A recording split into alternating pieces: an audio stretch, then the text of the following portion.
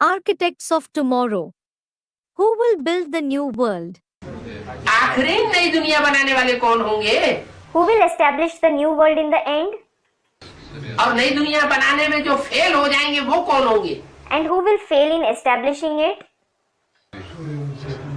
जो सूर्यवंशी चंद्रवंशी होंगे वो आखिरी फिर भी नई दुनिया की स्थापना में हमारे अंत तक सहयोगी बनेंगे और बाकी सब वो सब विरोध करेंगे. The Suryavanshis and the Chandravanshis will still become your helpers in the task of establishment of the new world even till the end. And all the rest will oppose you.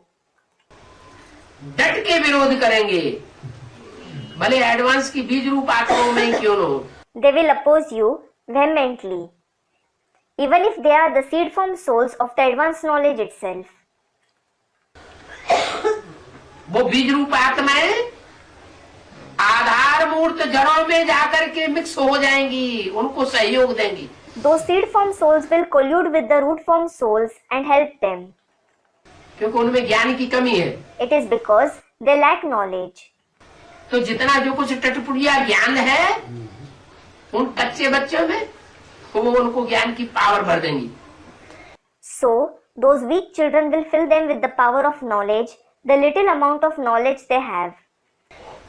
और आधारभूत तो दुनिया से अभी ही मिल रहे हैं. And the root form souls are colluding with the people of the world even now. जो basic वाले हैं वो अभी भी कहाँ मिल रहे हैं?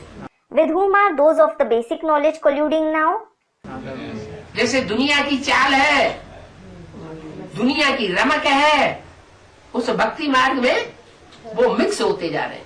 As is the tendency and dazzle of the world, they are joining with that path of bhakti. तो राज्य सत्ताधीश दुनिया वाले, राज्य सत्ताधीश बेसिक ब्राह्मणों की दुनिया वाले और राज्य सत्ताधीश एडवांस में जो भी विधर्मी हैं वो सब मिलकर के एक हो जाएंगे. So, the political leaders of the world, the political leaders of the basic Brahmin world, and the Vidharmi political leaders in the advanced knowledge, all of them will collaborate. क्या? What? वो सब दुश्मन बनेंगे. All of them will become your enemies. इतना बड़ा हुजूम दुश्मन बनेगा Such big crowd will become your enemy. और तुम मुट्ठी भर थोड़े से बच्चे वो नई दुनिया स्थापन करेंगे.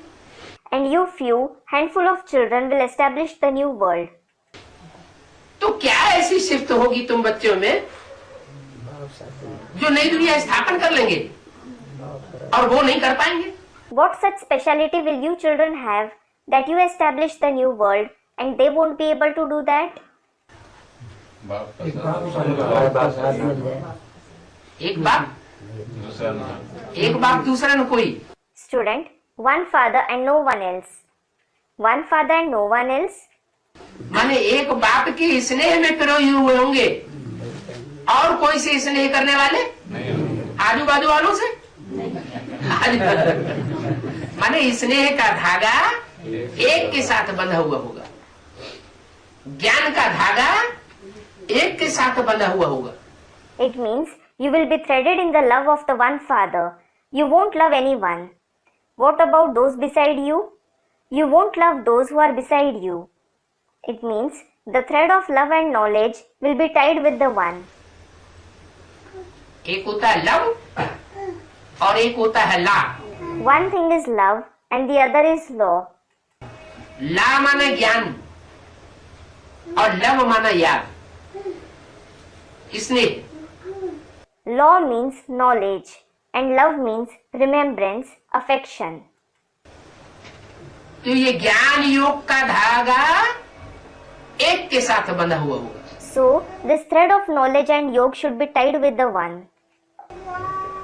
उस एक धागे में हम बंध करके रहने वाले हैं, हम और किसी तरफ देखने वाले नहीं हैं. माना You stay tied in that one thread. You aren't those who look anywhere else. What does it mean?